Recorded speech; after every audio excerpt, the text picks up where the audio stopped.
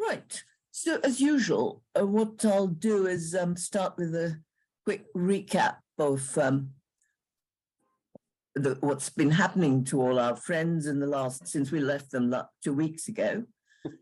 And then I'd like to introduce a couple of points of interest, or points that I found interesting, I hope you will, which may then stimulate further discussion in the closed rooms. And I've also got a little treat for you. I've dug up all the pictures from the 2004 TV adaptation so that you can see if the actors chosen to play the part, how they compare with people you might have, what you might have imagined the characters looked like when you read the book. I find it quite surprising. So recent developments, we'll take them in groups of people, locations, and so on. And there's the Cathedral Close, Exeter, as it is today. And that's, of course, Miss Stanbury. Okay, so what's happened? Miss Stanbury's pronounced out of danger, and the news is greeted with relief among friends, indifference, and even disappointment among enemies who see her illness as divine retribution for her sins. Brooke Burgess is informed and immediately renews his offer of marriage to Dorothy, who in turn tries to break it gently to her aunt. Then all hell breaks loose. Dorothy is accused of deceit, defiance, disobedience, what alliteration, and immodesty. And there's full use of emotional blackmail. I'll be dead soon, and then you can do as you like. Stung by the injustice, but not surprised at the opposition to the engagement, Dorothy returns to Newcombe Putney, parting from her aunt with a kiss, but refusing the banknote. At Newcombe Putney, Mrs. Stanbury, of course, regrets the loss of a comfortable home for her daughter and possibly marriage to Brooke Burgess. Then comes a letter from Miss Stanbury, chatty and affectionate, accompanied by items purportedly left behind by Dorothy, books and a shawl, actually Miss Stanbury's gifts to her niece. Then another packet arrives, not so cordial, enclosing a renewed offer of marriage from Brooke, with a reiteration of Miss Stanbury's views on the matter. Now, Mrs. Stanbury and Priscilla would, of course, like the marriage to happen, but Dorothy insists that she will not jeopardize Brooke's inheritance from his aunt.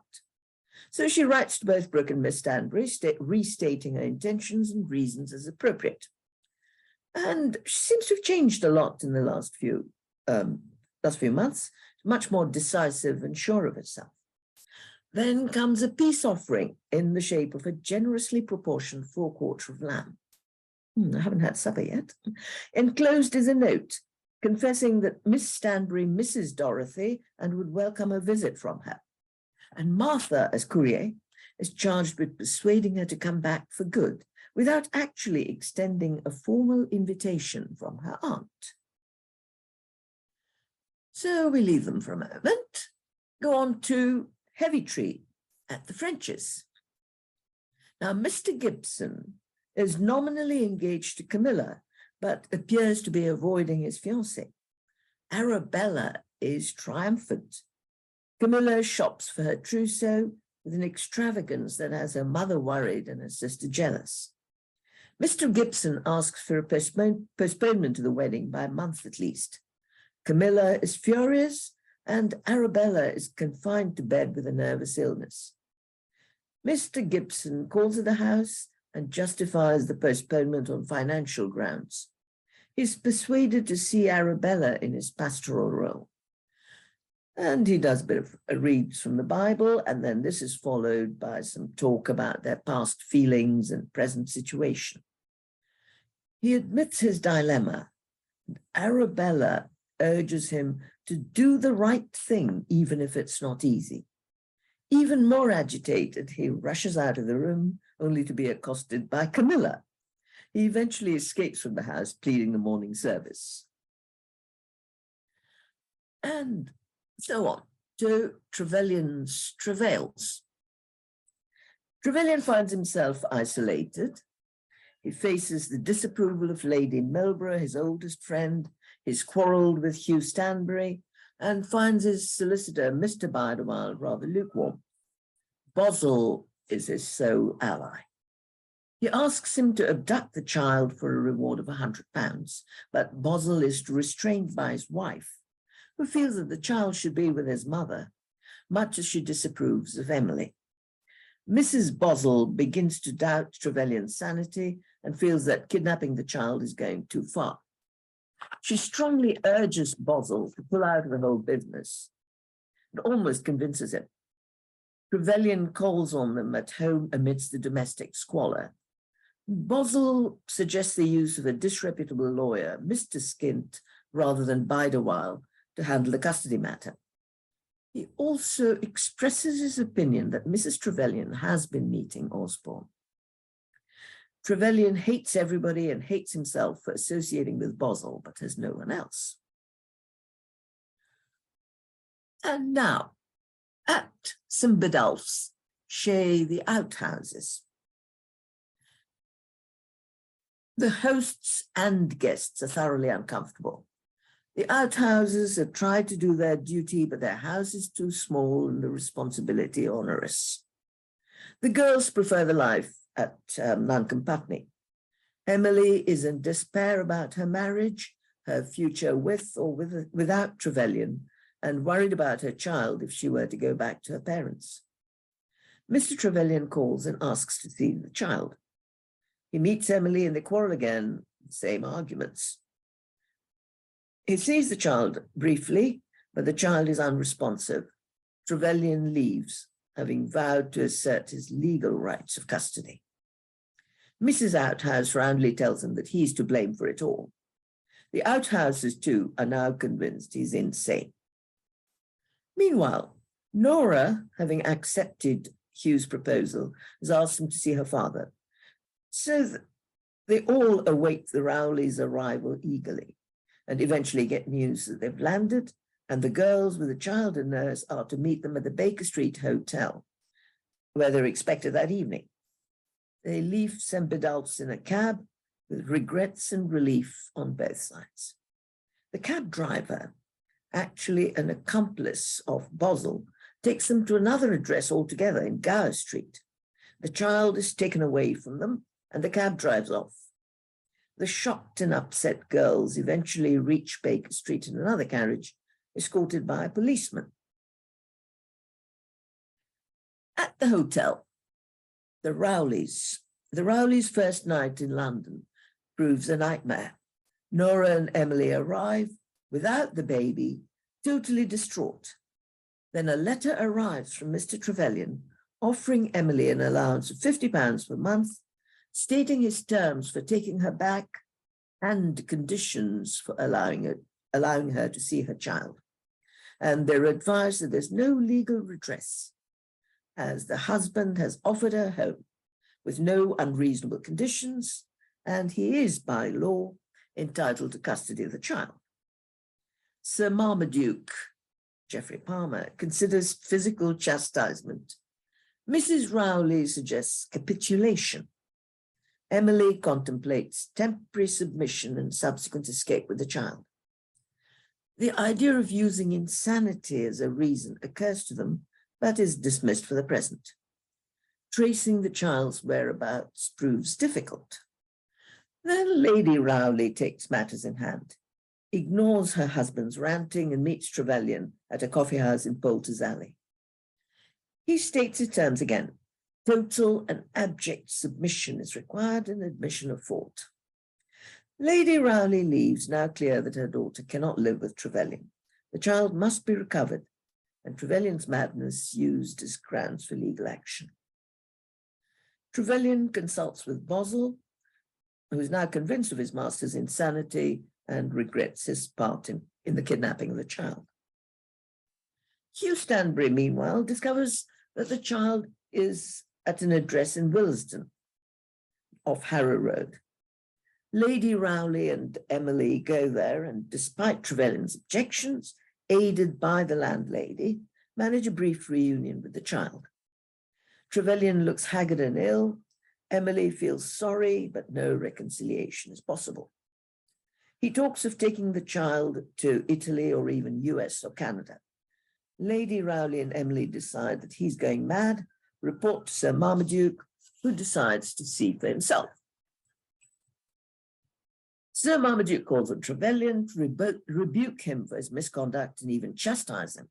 But Trevelyan looks so miserable and ill that even Sir Marmaduke is shocked. Mrs. Fuller, the landlady, tells him of his misgivings as well. So he returns to London and consults his doctor, certain Dr. Trite Turberry, who advises him to see a solicitor. Trevelyan, meanwhile, decides to flee the country immediately.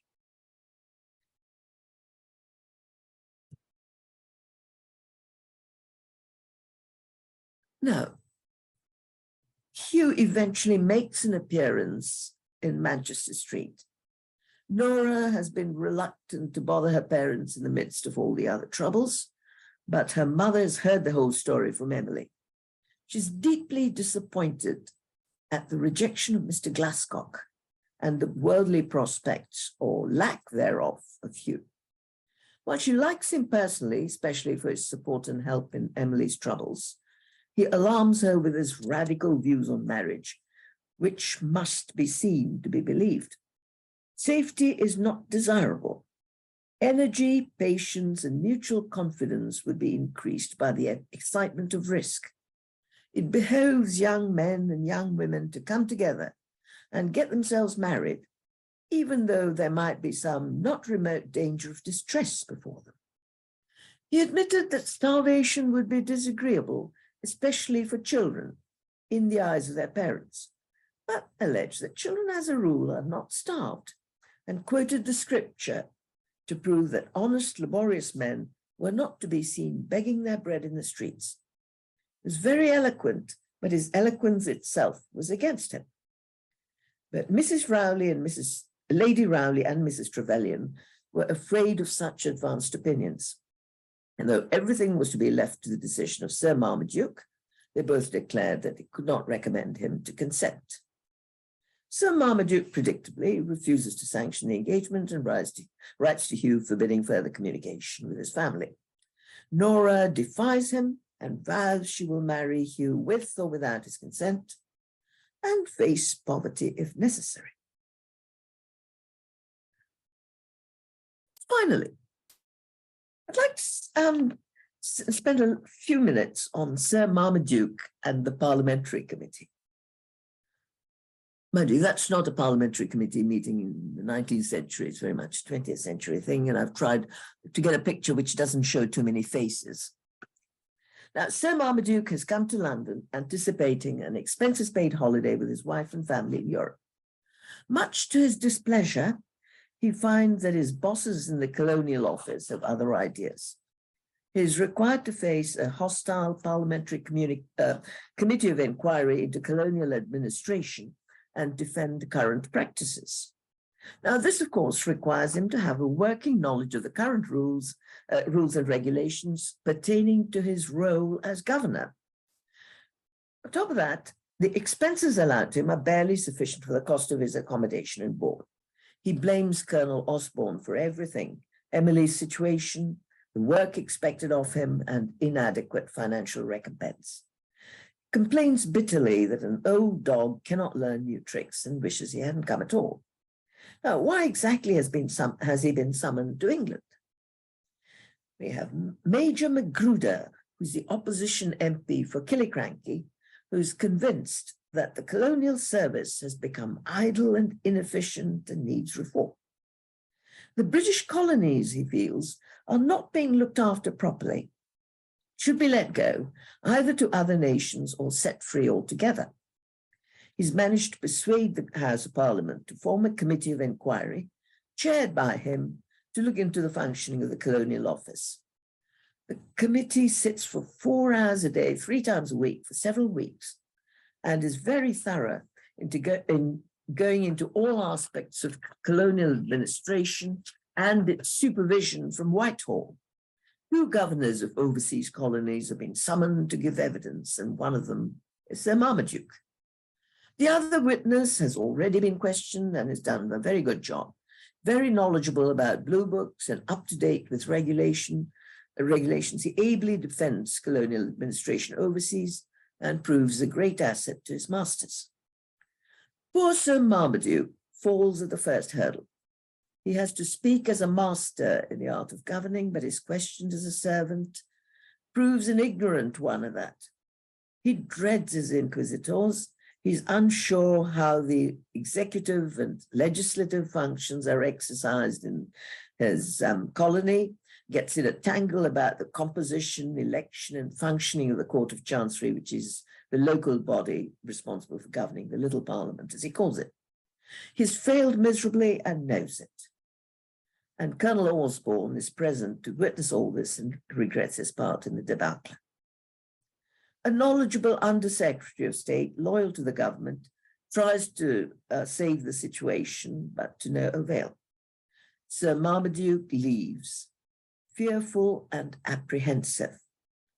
In actual fact, though, no great consequences result from all this, no censure, no change in administrative practices, just another report, a blue book, and end of matter. The press says nothing about the actual conduct of the committee or its conclusions, just reports the fact that it's sitting. And Sir Marmaduke is informed next morning that his work is all done. He'll have to stay in London till the committee has finished its deliberations, and then he'll have 6 weeks to prepare for the return journey. If he needs more time in Europe, of course, he can apply for leave. As you can imagine, he's most relieved. Right.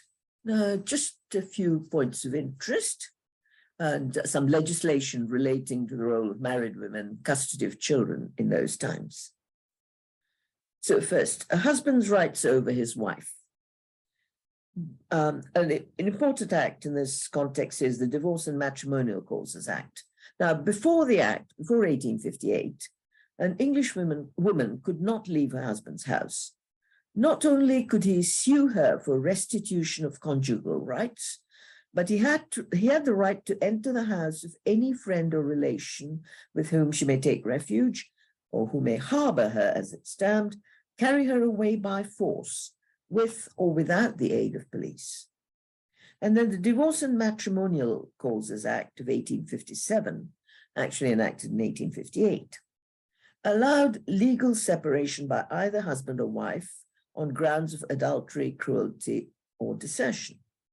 But the Act still did not treat women's and men's grounds for divorce equally, largely on the grounds that women's adultery was much more serious because it introduced doubts as to the paternity of possible heirs.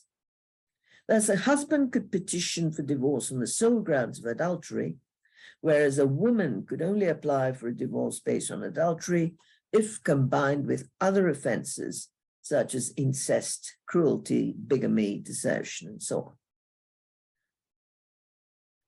Then the legal position of Emily re custody of her child.